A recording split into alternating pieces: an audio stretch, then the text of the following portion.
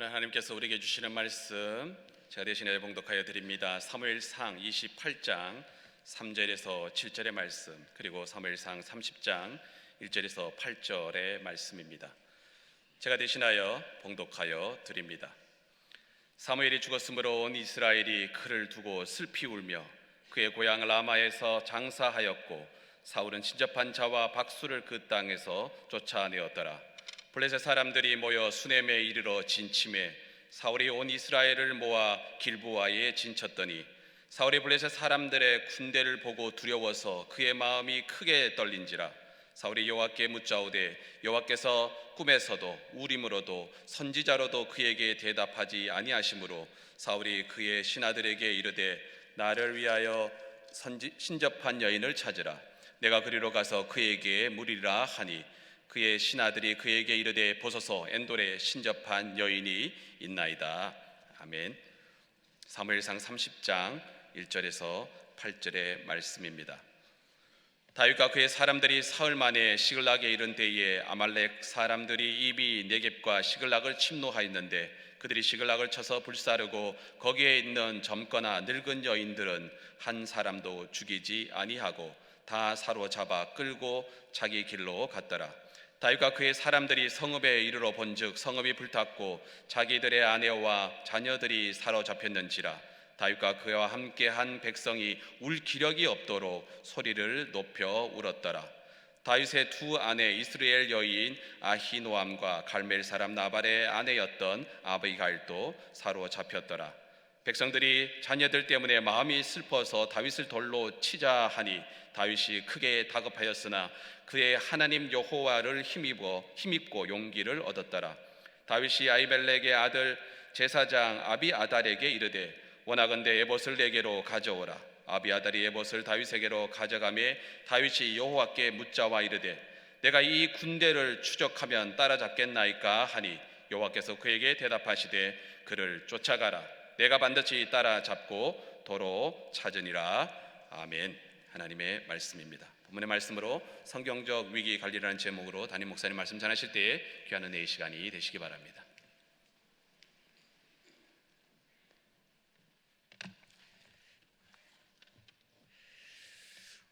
비전 예배 드리시는 분들 한번 손 들어주시겠습니까? 네, 할렐루야, 환영합니다. 잘 오셨습니다. 반갑습니다. 많이들 계시네요. 우리 본당에도 계신 여러분들에게도 주님의 축복과 또 환영의 말씀을 드리기를 원합니다. 어렵고 힘든 시간이지만 또 하나님의 은혜가 충만할 줄로 믿습니다. 좀 낯선 풍경이죠. 갑자기 성가대가 싹 피어서 성가대가 파업을 하시나 그렇게 생각할 수 있는데, 우리 코로나 바이러스 때문에 가능하면 또 우리가 미리 선제적으로 대응을 하려고 합니다. 우리 한번 이렇게 찬양을 해주신 그 시간뿐만이 아니라 우리 찬양을 하기 위해서 밀폐된 공간에서 또 오랜 시간 연습을 하셔야 되기 때문에 저희가 조금 더 안전을 위해서 당분간은 우리 성가대 찬양을 생략하기로 했습니다. 또 이번 기회에 또 성가대원들 잠깐 쉬시면서 앞에서 드리는 예배 모습이 어떤지 자리에 앉으셔서 또 이렇게 예배를 드릴 수도 있게 될 것 같습니다. 그래서 저희가 본래 준비했던 메시지가 있었는데 그 순서를 조금 뒤로 하고 오늘은 성경적 위기관리라는 제목으로 말씀을 나누고자 합니다. 한국 선교학교의 학계에 위기를 예측하고 관리해야겠다라는 그 위기 관리의 개념이 들어오게 된 게 그렇게 오래되지 않습니다. 한 13년 정도가 되었습니다. 그 계기가 되었던 사건이 무엇이냐면, 여러분이 아마 기억하시는 분들이 있을지 모르겠는데요, 샘물교회, 분당의 샘물교회가 아프가니스탄에 23명의 단기 선교팀을 파송했던 일 때문에 생겨났습니다. 물론 이분들은 좋은 마음으로 열심을 가지고 복음을 전해야겠다 이런 열정으로 가셨는데, 안타깝게도 그 시즌이 굉장히 위험한 시기였어요. 정부에서도 여행을 자제하라고 계속 경고를 했고 그랬었지만 이 팀들이 좀 안일한 마음을 가졌던 것 같아요. 출국하는 길에 그 아프가니스탄 출국 자제하시기 바랍니다라는 여러 가지 팻말이 써 있는 그 앞에서 이 대원들이 일어서 사진 기념 촬영도 하고 그걸 페이스북에도 다 올리고 신분들이 많이 노출이 됐어요. 아프가니스탄 탈레반들도 다 이런 것들을 체크합니다. 그런데 그분들이 가서 그만 납치를 당하게 되면서 23명이 한꺼번에 납치를 당했어요. 그러면서 자기들이 여러 가지 요구 조건들이 들어줄 때까지 풀어주지 않겠다. 뭐 미군과 협조하지 말아라. 뭐 누구를 풀어줘라. 그리고 협상을 하면서 그 인질에 대한 어떤 돈을 내야라. 이런 것들을 요구한 거죠. 원래 이제 인질범들과 협상을 하면 안 되는 이유가 협상을 하고 어떤 인질들에 위한 비용을 지불하게 되면 그 다음부터 여행하는 모든 한국인들이 다 타겟이 됩니다. 왜냐하면 잡아서 요구만 하면 돈 나온다고 생각을 하니까 어렵고 힘들더라도 그 요구를 들어주면 안 되는 건데 저희가 이런 위기 대응의 경우가 없었어요. 테러리스트로부터 이런 위기를 맞아본 적도 없었어요. 그러다 보니까 정부도 우왕좌왕하고 다들 또 우리는 또 가족이 달려 있으면 다 팻말 들고 막 정부기관에 쳐들어가잖아요. 살려내라고. 그러니까 이런 여론에 떠밀려서 협상에 응하게 되었고 그 과정에서 시기가 지연이 되면서 두 분이 살해를 당하게 됐어요. 배형규 목사님, 심성민 형제가 두 사람이 참수되면서 위기를 맞게 된 것이죠. 결국은 그들이 요구대로 이 인질 비용을 주면서 결국은 나머지 11명이 풀려나게 되었습니다. 이 일을 계기로 우리 선교학기에서도 안 되겠다, 이제 주의해야겠다, 우리가 위기를 미리 인식하고 그 다음에 준비하고 또 관리하겠다라는 생각이 이제 들어오기 시작한 것이죠. 조금 하울링이 있네요. 그래서 이것을 어떻게 하면 잘 관리할 수 있을까 준비하는 세미나 같은 게 생겨나게 되었어요. 한국 위기관리 재단이 생겨나면서 각 교회에 선교 담당자들이 한 3일 4일씩 훈련을 받게 되었습니다. 저도 선교를 담당하고 있었기 때문에 그때 이제 3일 동안 위기관리 세미나를 듣게 되었는데요. 참 많은 것을 배우게 되었어요. 아주 유익한 시간이었고요. 그저 비단 우리의 삶에 닥치는 어떤 물리적인 위기뿐만 아니라 굉장히 영적인 부분에도 해당되는 부분이 참 많다는 것을 알게 되었습니다. 여러분 이런 이야기 들어보셨는지 모르겠어요. 하인리히 법칙이라는 것이 있습니다. 하인리히 법칙, 표를 한번 보여주시면 1대 29대 300, 이게 뭐냐면 어떤 한 번의 대형 사고, 인사사고 같은 게 터지기 전에 많은 전조가 있다는 거예요. 징조들이 있다는 거죠. 그 전에 약 300번의 아주 경미한 사소한 징후들이, 사소한 사람들이 다치거나 사소하게 다치거나 부상당하는 일들이 있어요. 그런데 그것보다 한 29번, 그것이 지나면 한 29번 정도의 중상을 입는 사건들이 생겨납니다. 그러다가 그래도 방지하지 않으면 한 번에 사명, 인사사고가, 사람이 죽는 사고가, 대형 사고가 한 번 탁 터진다는 거예요. 그러니까 그 비율이 한번 조사를 해보니까 300대 29대 1 정도가 되더라는 거죠. 하인리라는 사람은 보험회사에서 손실통제본부에서 근무하는 사람이기 때문에 업무 성격상 이런 케이스들을 많이 스터디를 해야만 했어요. 통계를 쭉 하다 보니까 정말 이 비율이 맞더라. 300, 29, 그 다음에 1, 이 비율로 사건, 사고들이 생겨나더라는 것이죠. 그래서 사고가 일어나기 전에 여러 번 경고성 징후와 전조물들이 있더라는 거죠. 그런데도 불구하고 이거를 사소한 것하고 이 사소한 일들을 방치하게 되면 이것이 나중에 대형 사고로 이어지게 된다는 것입니다. 이거는 비단 각종 사건이나 재난 혹은 사회적, 경제적, 개인적인 위기와 실패와 관련된 것뿐만 아니라 영적으로도 이어지는 것을 보게 됩니다.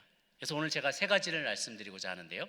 첫 번째는 위기관리와 관련해서 첫 번째, 리스크 아이덴티피케이션하고 어세스먼트, 위기를 인식하고 그것을 측량하는 거예요. 가장 먼저 위기와 관련된 위기를 우리가 극복하는 좋은 첫 번째 단계는 위기를 인식하는 거예요. 그리고 그 위기가 얼마나 심각한 건지를 측량하는 것이죠. 주님께서 말씀하셨어요. 위기는 반드시 있을 것이다. 세상에서 너희가 환난을 당하나 담대하라. 내가 세상을 이겨노라. 세상에서 환난을 당하게 될 것이라고 마지막 유언의 말씀으로 하셨어요.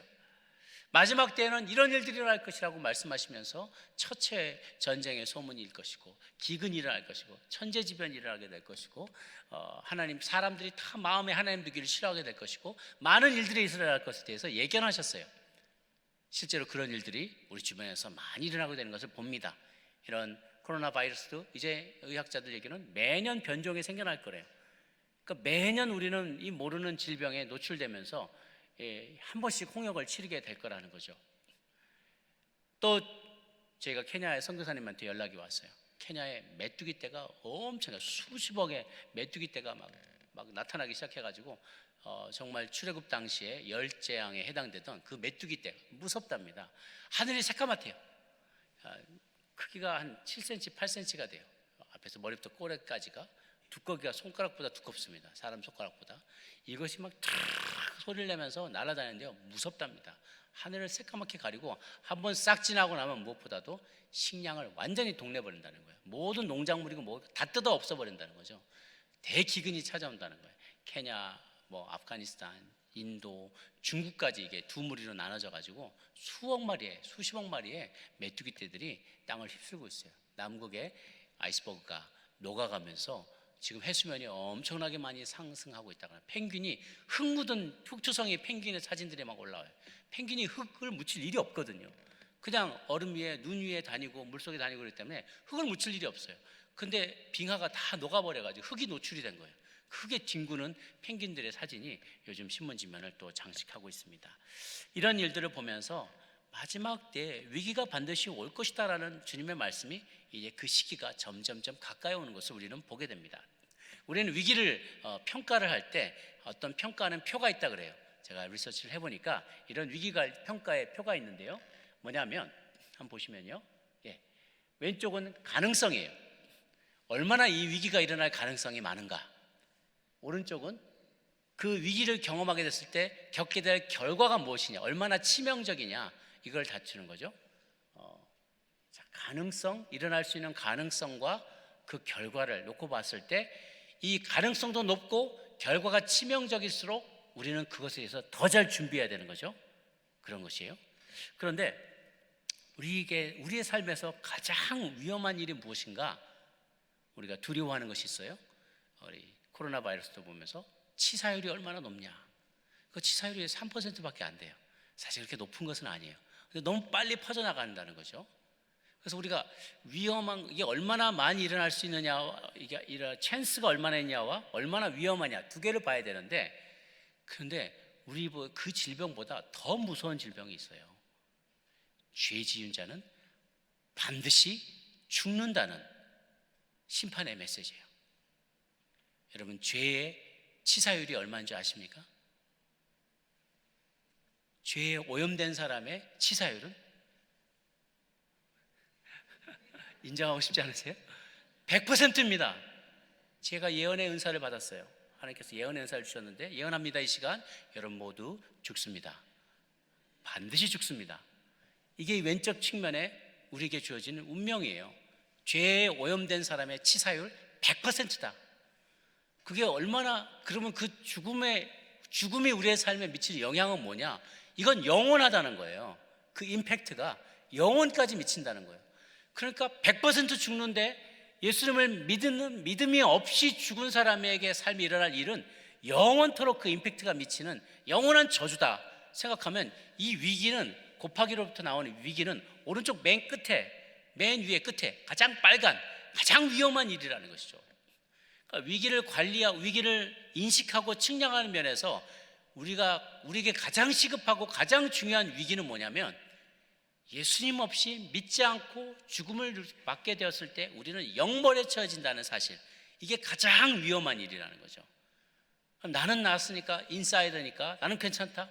우리 주변에 나의 가족과 부모와 자녀와 동료들 가운데 알지 못하고 믿지 않은 자는 영벌에 처해지는 아주 지극한 위기 상황에 놓여 있다는 거예요.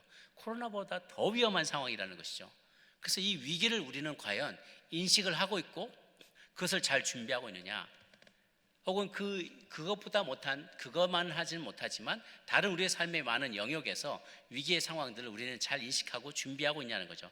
언제나 위기는 underestimated 되고 비용은 overestimated 되는 성향이 있다. underestimated crisis, overestimated cost. 뭐냐면 위기는 큰일 있겠어. 좀 안전벨트 좀 안 맨다고 무슨 일 있겠어. 좀 튕겨 나가겠지. 이렇게 그냥 무슨 일 있겠어. 그냥 뭐 이렇게 돈 쓰다가 크레딧 카드 쓰다가 무슨 일 있겠어? 그냥 뭐 경고나 날라오겠지. 무슨 일 있겠어? 이런 위기에 대해서 안일하게 생각하는 마음이 참 많고요.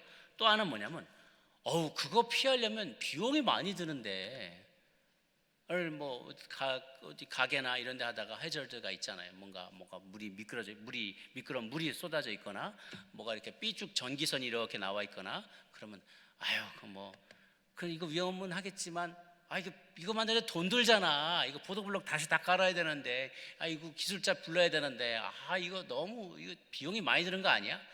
위기에 대해 비해서 이 비용을 굉장히 높게 생각하고 위기는 낮게 생각하는 평가하는 경향이 있어요. 우리 모두의 텐던스예요. 특히 우리 용감무쌍한 한국인들에게는 이런 DNA가 있는 것 같아요. 그까이 거 그래서 하나님께서 그걸 무지 많이 사용하셨어요. 선교지 개척하거나 이럴 때 아주 그냥 아주 담대하게 단숫 무식 담무지 그래서 우리가 아주 그냥 걱정하지 않으면서 막 달려드는 이런 용감무쌍한 것을 주셨는데 그러나 우리가 그러면서 엄청나게 많은 대가를 지불해야만 했어요. 그 정도 괜찮지 않아 하면서 세월호 사태가 들은 거죠. 조금 더 차량을 더 실지 짐도 더 실어야지 돈 벌지 이렇게 하면서 괜찮아 그까이 거 그러면서 그리고 가만 앉아 있어 그러면 그 말 그냥 듣고 무슨 일이 있겠어? 선장님이 가만히 있으랬는데 누가 가만히 있으랬는데 무슨 일이 있겠어? 위기는 낮춰 생각하고 코스트는 굉장히 높게 평가하면서 많은 어려움을 우리가 겪었던 거죠. 실제로요, 삼풍백화점 아시죠? 한 10몇 년, 20여 년 전에 삼풍백화점이 무너지면서 수백 명이 몇천 명이 그 안에 깔려서 사망하는 놀라운 사건이 끔찍한 사건이 벌어졌죠. 그때 무너지기 전에 징후들이 있었대요. 맨 꼭대기층이 식당이 이렇게 집안이 밑층이 깔아앉기 시작하는 거예요. 테이블이 이렇게 기울어져 있는 사진이 지금도 있어요. 왜 그러냐면 그 건물주가 꼭대기에다가 물탱크를 하나 더 몇 개를 더 설치한 거예요. 건축에 원래 설계에 없었던 거를.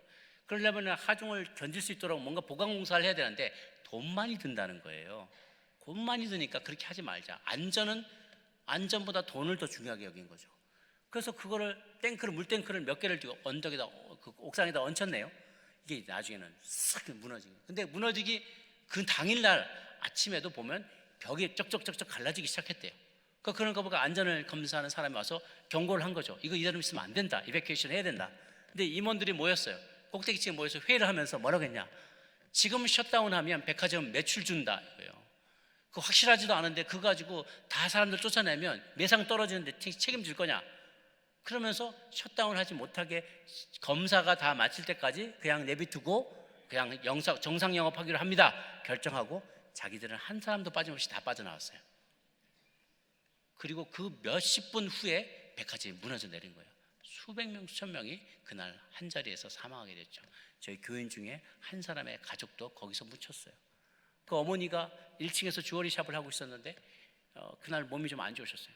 전화를 해가지고 딸한테 전화해서 오늘 엄마 내가 몸이 좀 아프다. 네가 좀 오늘 좀 봐줄래? 엄마 나도 바쁜데 딸이 대학 나와서 아주 수제예요. 정말 장래가 촉망되는 딸이었는데 예쁘고 정말 모두가 사랑받는 딸이었는데요. 엄마가 집에 들어가고 딸이 샵을 보러 가서 엄마가 집에 가서 딱 뉴스를 켰는데 삼풍백화점 붕괴. 엄마가 얼마나 기절을 하셨어요. 그 자리에서 내가 내 딸을 죽였다고 내가 내 딸을 죽였다고 그러면서 2년 동안을 속상해서 교회를 안 나오셨어요. 그런 일들은 왜 그러냐? underestimate, crisis는 너무 underestimate하고 코스트는 너무 비싸다고 생각하는 거예요.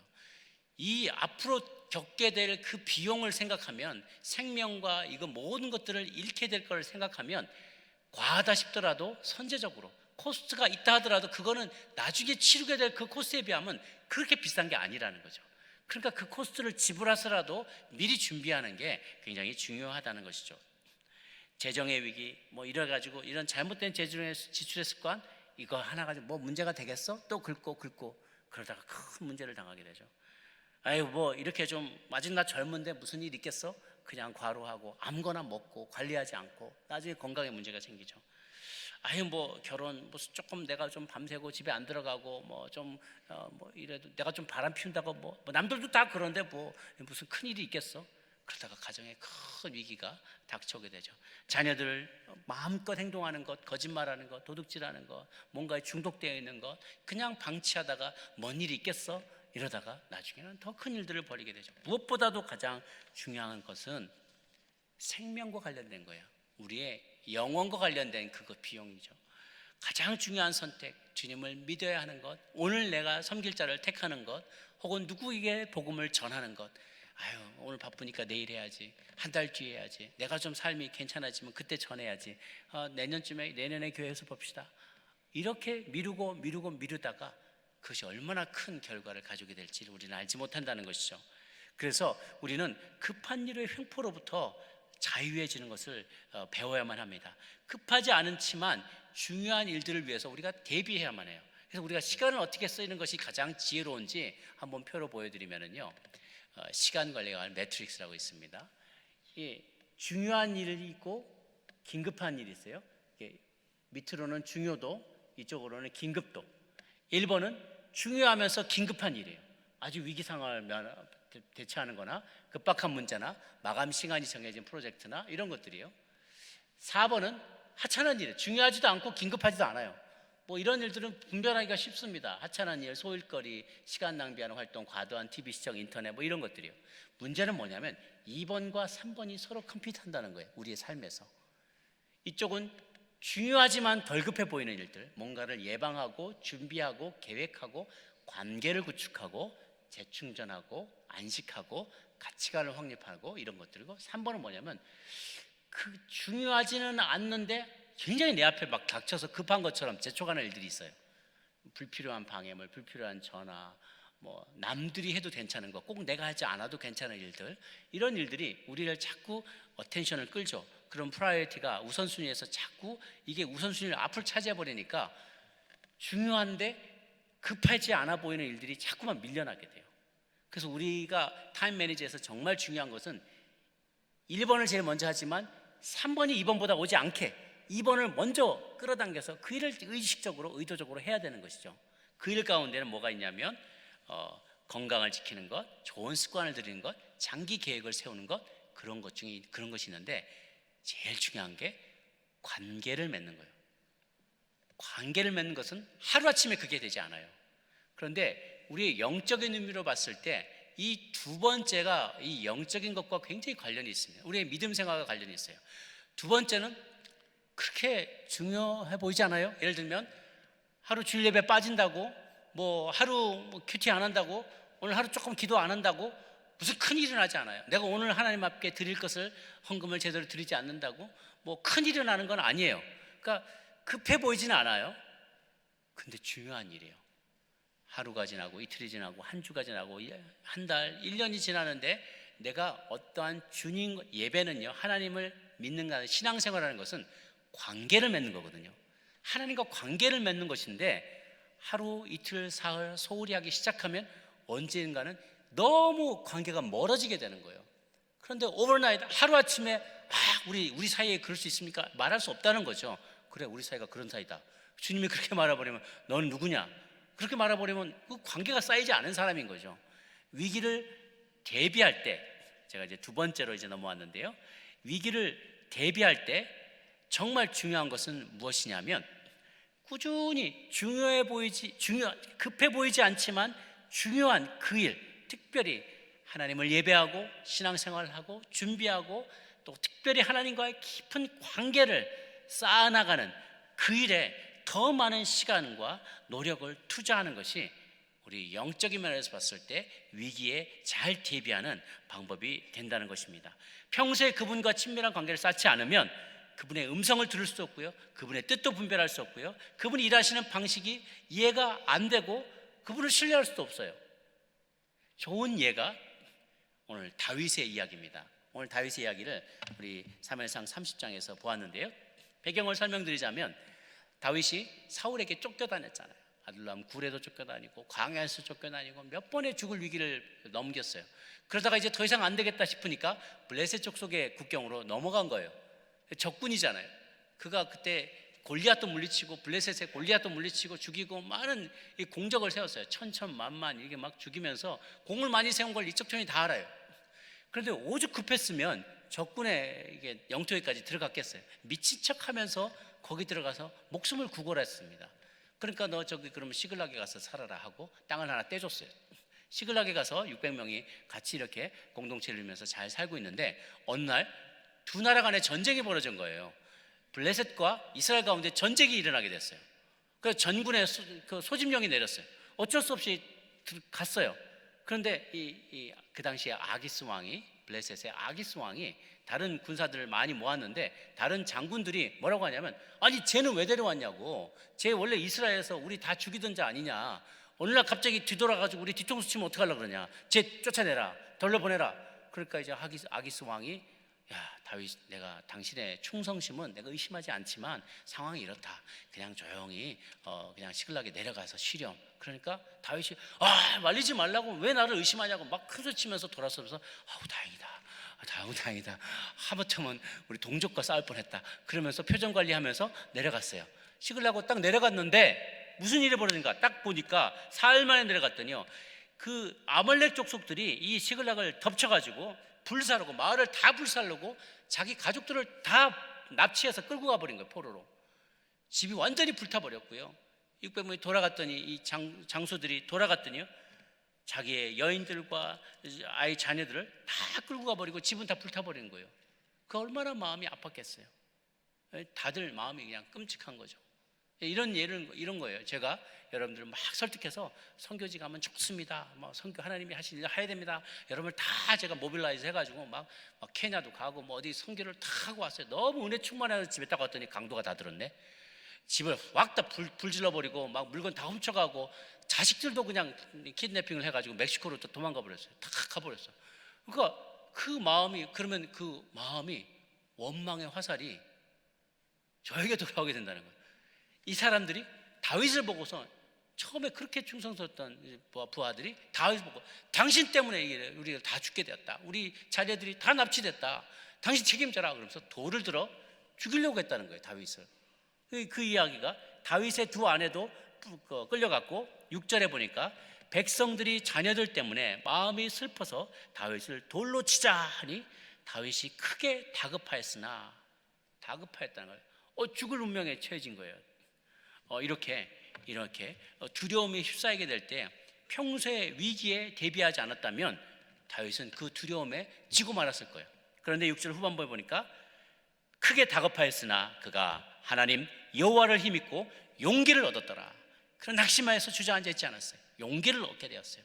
그리고 그가 다음 스텝을 걷게 됩니다. 가서 에봇을 가져와라, 제사장에게 에봇을 가져와라. 그 에봇에 제사장이 입는 옷인데 그 에봇 흉패 앞에 보면 주머니 같은 것이 있다는 거예요. 그리고 그 안에 우림과 둠림이라는 하나님의 음성을 분별할 수 있는 기구가 있었다 그래요. 그게 무엇인지는 여러 가지 지금도 논란이 많아요. 아마도 어떤 이들은 유대 전설에 의하면 두 개의 돌이 아니었는가 이렇게 얘기합니다. 하나님의 음성을 듣고자 질문하고 던졌을 때 똑같이 압이 나오면 yes, 똑같이 뒤로 나오면 no. 하나는 yes, 하나는 엎어지고 하나는 뒤집어지고 그러면 wait, 뭐 이런 식으로 분별을 했을 거라는 설이 있어요. 어쨌든 그가 하나님 앞에 여쭤보고서 내가 이 군대를 추격하면 따라잡겠나이까 하고 주님 앞에 여쭤봤다는 거예요. 그러니까 하나님께서 그에게 대답하시되 그를 쫓아가라, 내가 반드시 따라잡고도 도로 찾으리라, 이렇게 약속을 주셨다는 것이죠. 평소에 다윗은 위기를 대비하고 있어요. 그 위기 대비는 뭐냐? 급하지 않아 보이지만 중요한 일, 하나님의 음성을 듣고 그의 뜻을 분별하고 그를 예비하는 일이 매 순간 그를 했던 사람이었어요. 그렇기 때문에 막상 위기가 찾아오게 될 때 그는 잘 준비되었던 것이죠. 여러분, 두려움의 반대는, 우리가 두려워할 때 두려워하지 마, 무엇을 내? 용기를 내, 힘을 내 라고 말하죠. 두려움의 반대는 그러나 용기가 아닙니다. 성경은 다르게 정의하고 있어요. 디모데후서 1장 7절 말씀을 함께 보도록 하겠습니다. 시작. 하나님에게 우리에게 주신 것은 두려워하는 마음이 아니요, 아멘. 하나님 우리가 주신 것은 두려워하는 마음이 아닌데 그 반대는 뭐 용기니라 이렇게 하지 않으셨다는 거예요. 능력과 사랑과 절제하는 마음이다. 아무리 용기 있는 사람이라도 한계 상황이 있어요. 제가 금요일 날 예배도 많았지만 라이언 일병 구하기 첫 장면에 보면 그 해변가에 노르망디 상륙 작전을 할 때 그 배를 타고 가는 병사들이 얼마나 두려움에 떠는 장면이 잘 나와요. 발발발 떨려. 어떤 사람은 오줌 싸요. 군인인데 막 오줌 싸고 있어요. 어떤 사람 막 성모 마리아요 나를 지켜주소서 막 기도하고 있고, 소대장도 손을 달달달달 떨고 있어요. 이게 문이 열리자마자 막 총알이 탁탁탁탁 기관총이 막 속사가 퍼져오면서 막 병사들이 픽픽픽 쓰러지는 장면이 나와요. 그런 장면을 여기서 싸우다 뭐 얼마나 마음이 두렵겠습니까? 제 아무리 용기 낸 사람도요 자기의 의지만으로 이길 수 없는 한계 상황이 찾아오게 돼요. 그래서 두려움은요 어떤 사람의 태도나 기질이 아닙니다. 존 비비어라는 사람은 이렇게 얘기를 해요. 목사님이 두려움은 태도나 기질이 아니라 영이다. 두려움의 영이 있다는 거예요. 사단이 많이 쓰는 무기예요. 두려움이라는 영으로 우리를 엄습해요.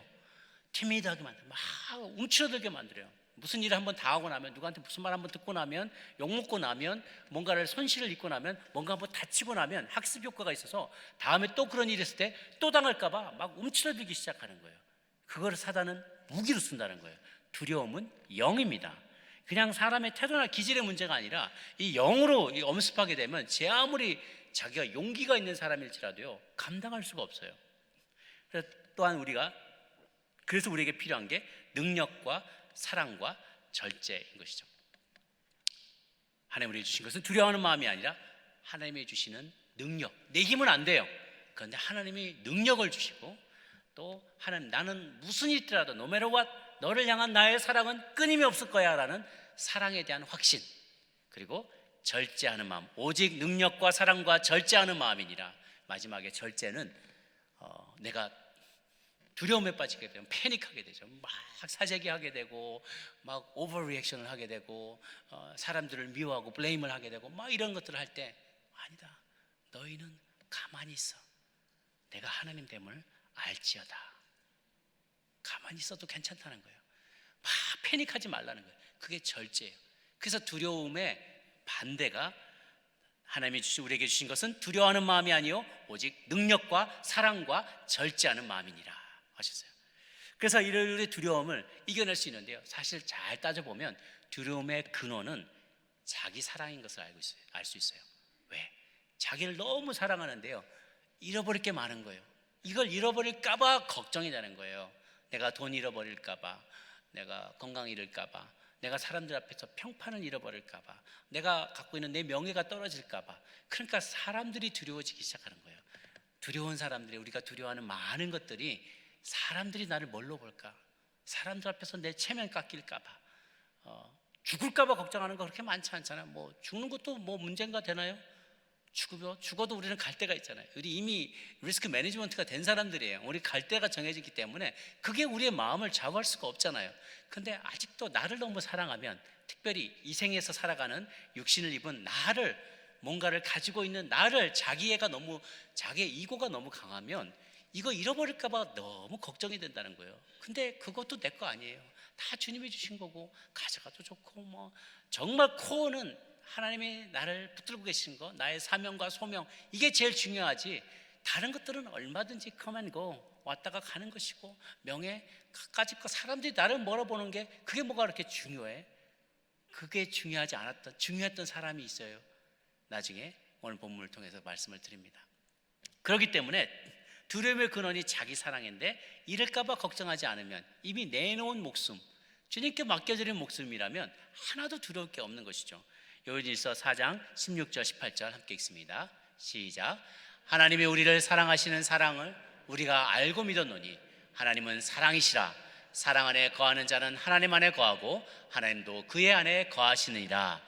이로써 사랑이 우리에게 온전히 이루어진 것은 우리로 심판날에 담대함을 가지게 하려니니 주께서 그러하심과 같이 우리도 이 세상에서 그러하니라.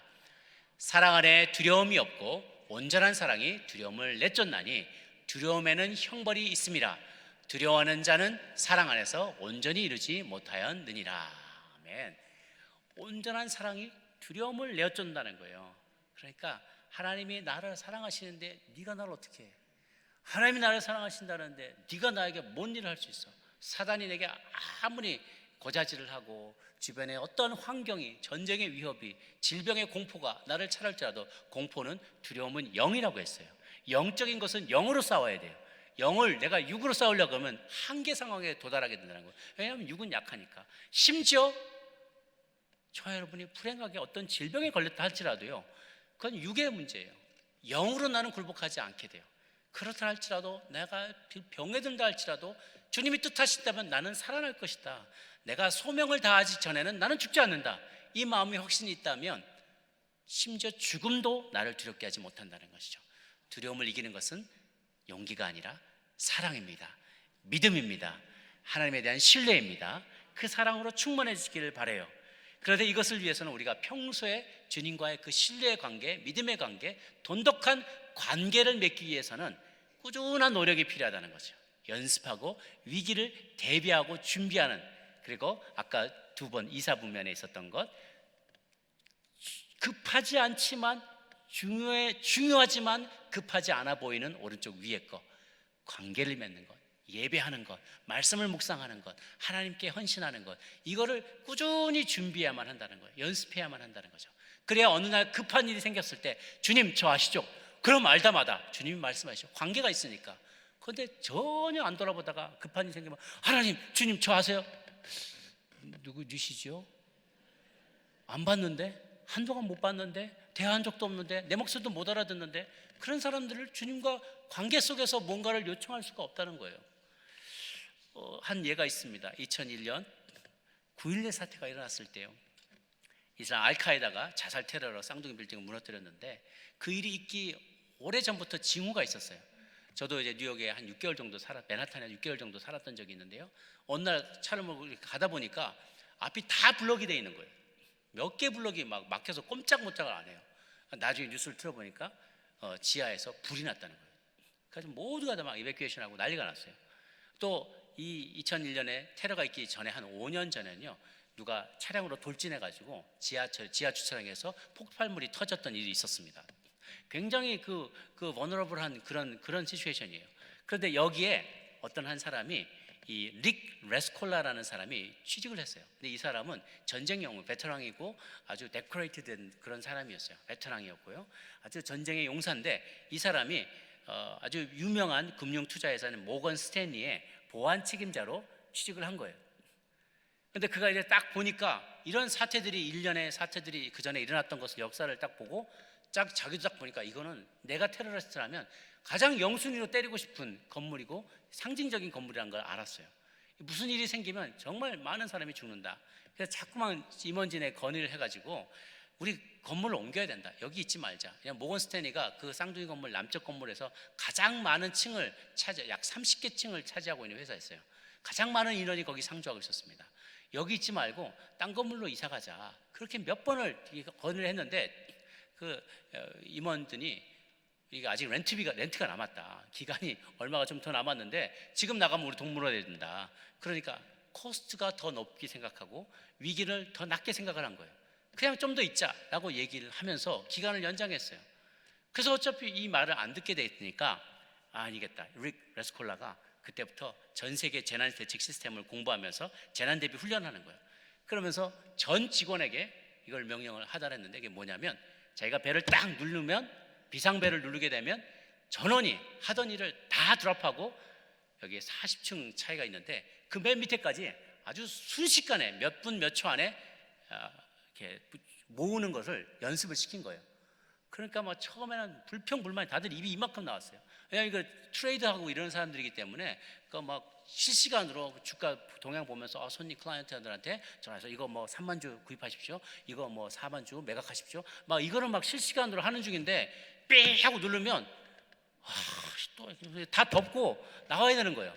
근데 얼마나 이게 심하게 시켰는지, 막 이거 하다가 몇 층까지 한 30층 빨리빨리 뛰어내려야 되는데 늦게 내려잖아요. 탁 하다가지고 그 다음부터는 그 부서는 다시 또 시키는 거예요. 막 불만이 이만저만이 아니었어요. 그런데도 막 시키니까 막 입이 이만큼 나가지고 또 다시 올라가서 막 이게 뭐 하의를 벗고 막 사람들이 들고 뛰는 거예요.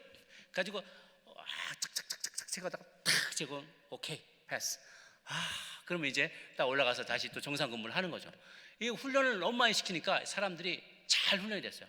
딱 삐소리나면 이제 그 다음부터는 그냥 마음을 싹 비우고 이거 어차피 안 돼, 그냥 탁 덮고 뛰기 시작하는 거예요. 그게 훈련이 됐던 거죠.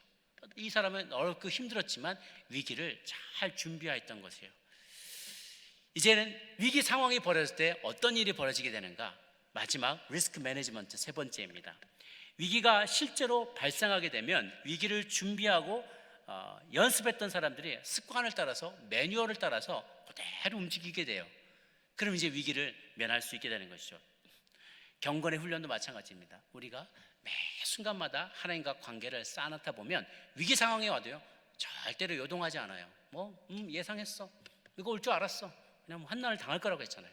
예수님의 제자가 되면, 우리 최근에 요한복음 생명에서 아침 큐티 본문에도 그 말씀이 있었죠.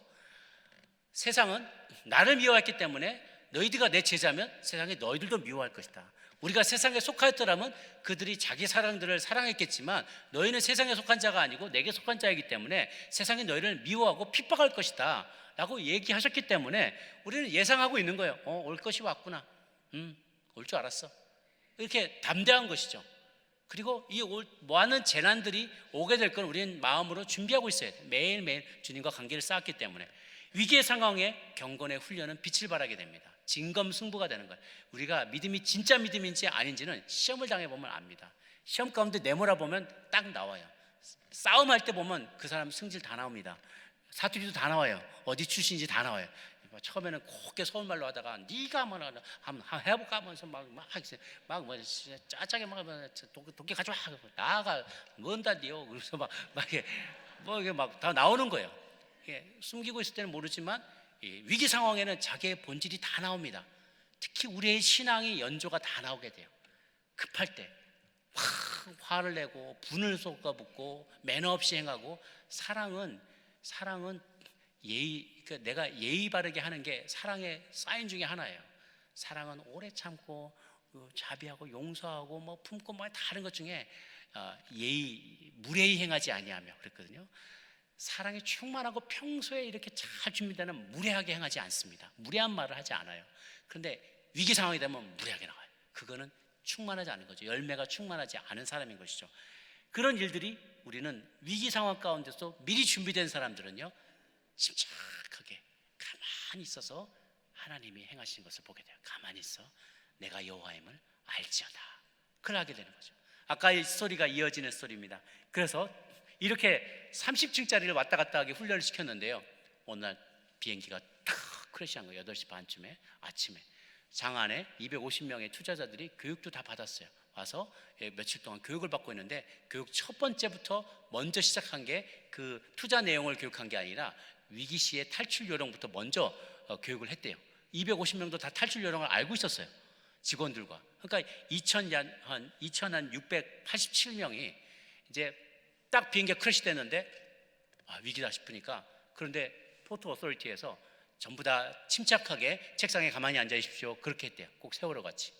그런데 이 릭이 아니다, 무슨 소리냐, 지금 위급한 상황이다, 저거 부딪혔으면 무슨 일이 우리한테 있을지 모른다, 다 에베큐에이션 하라고 비상벨을 누르는 거예요. 사람들이 그거 보고 있다가 반사적으로 그냥 본능적으로 매뉴얼 따라서 들고 뛰기 시작하는 거예요. 하이힐 벗고 막 뛰어내리자 250명도 같이 뛰기 시작했어요. 그리고 2,687명이 무사하게 나오고 약 17분 뒤에 건물이 붕괴됐어요. 남쪽 건물도 붕괴가 된 거예요. 2,687명이 살았고요, 13명이 모건스탠리에서는 죽었어요. 이거는 엄청난 기적이에요. 이 릭은 마지막에 13명이 아직 남아있었기 때문에 확인하러 올라갔다가 결국 거기서 헤어나오지 못하고 죽게 되었죠. 시신도 찾지 못했다고 합니다. 그러나 그가 평소에 위기를 준비하고, 위기를 아이덴티파이하고 준비하고, 그 다음에 위기를 상황이 왔을 때 준비하고 훈련한 대로 관리를 잘했기 때문에 수많은 생명을 살릴 수 있었게 되었던 것입니다. 다윗도 위기 상황이 되었을 때 하나님과 맺었던 그 관계가 위기를 면할 수 있게 해줬어요. 결국은 쫓아가서 끌려갔던 모든 가족들을 다 되돌려 올 뿐만 아니라 노력해졌던 것도 다시 빼올 수 있게 되었어요. 그런데 그와 대비되던 사람이 있었어요. 사울 왕입니다. 28장에 읽었던 사울 왕, 사무엘 선지자가 죽게 되었어요. 죽게 되었을 때 그가 뭐라고 하냐면, 슬피 울면서 그의 고향 라마에 장사하였고 사울은 신접한 자와 박수를 그 땅에서 다 쫓아냈더라, 참시 잘하는 것 같았어요. 그런데 4절에 보니까 블레셋 사람들이 모여서 수넴에 이르러 진을 쳤는데 사울이 온 이스라엘을 모아라 길보았다니까 같이 진을 친 거예요.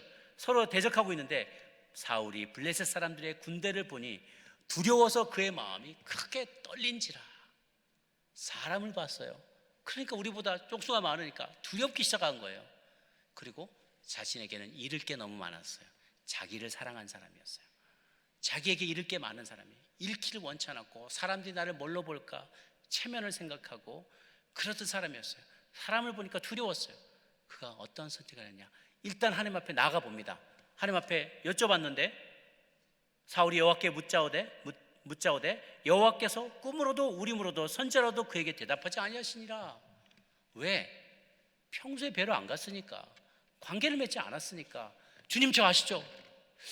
누구시더라? 사울에게 하나님이 반응하지 않았어요. 관계를 맺지 않았으니까. 그 음성도 들을 수가 없었기 때문에. 그러자 사울은 최악의 선택을 합니다. 이어지는 본문에 보니까 7절에 사울이 그의 신하에게 이르되 나를 위하여 신접한 여인을 찾으라, 무당 찾아와라 이거예요. 결국은 무당을 만나러 갔다가 주님께서 그를 크게 치시기로 결심한 이야기를 듣게 됩니다. 내일 너와 내 자녀들이 나와 함께 있을 것이다. 내일 전쟁터에서 너는 죽을 것이다. 얼마나 두려웠겠습니까? 사랑하는 여러분, 위기를 맞아도 하나님과 동행하는 삶을 살았느냐 아니냐가 그 모든 차이를 결정하게 됩니다. 누가복음 10장 19절 말씀을 함께 읽습니다. 시작. 내가 너에게 뱀과 전갈을 밟으며 모든 능력을 제어할 권능을 주었으니 너희를 해칠 자가 결코 없으리라. 이어서 이사야 54장 17절 말씀도 같이 읽겠습니다. 시작. 너를 치려고 제주된 모든 연장이 쓸모가 없을 것이라. 일어나 너를 대적하여 송사하는 모든 혀는 내게 정죄를 당하리니 이는 여호와의 종들의 기업이요 이는 그들이 내게서 얻은 공인이라. 여호와의 말씀이니라. 아멘. 두려움에 반대되는 하나님의 능력을, 하나님의 사랑을 신뢰하며 패닉하지 마시고 차분히 절제하며 가만히 그분만을 바라보며 그분이 일하실 것을 기대하고 승리하는, 그래서 위기의 상황을 넘어가서 승리할 수 있는 저 여러분 모두가 되시기를 주님의 이름으로 축원합니다. 아멘. 기도하겠습니다.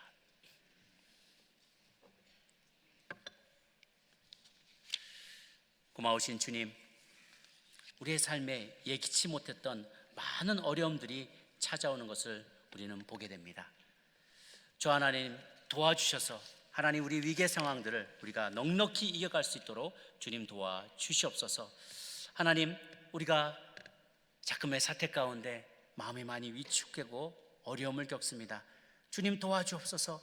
하나님, 이 질병이 하나님 우리에게 범접치도 못하게 지켜주옵시고 혹여 우리 가운데 아픔을 경험하는 일들이 있다 할지라도 주님, 우리가 기도하며 중보하며 격려하며 이 어려움의 때를 이겨낼 수 있게 하여 주시옵소서. 위기가 오지 않았지만 위기를 마음으로 준비하며 또한 연습하고 대비하며 무엇보다도 하나님과의 관계를 맺기에 힘쓰며 예배하기에 힘쓰므로 어려운 일, 위기가 닥쳤을 때 주님의 인도하심을 바로 듣고 분별하고 그 음성을 청종하여 순종함으로 위기를 기회로 바꾸며 승리할 수 있는 우리 모두가 되게 하여 주시옵소서. 감사드렸고 예수님의 이름으로 기도합니다.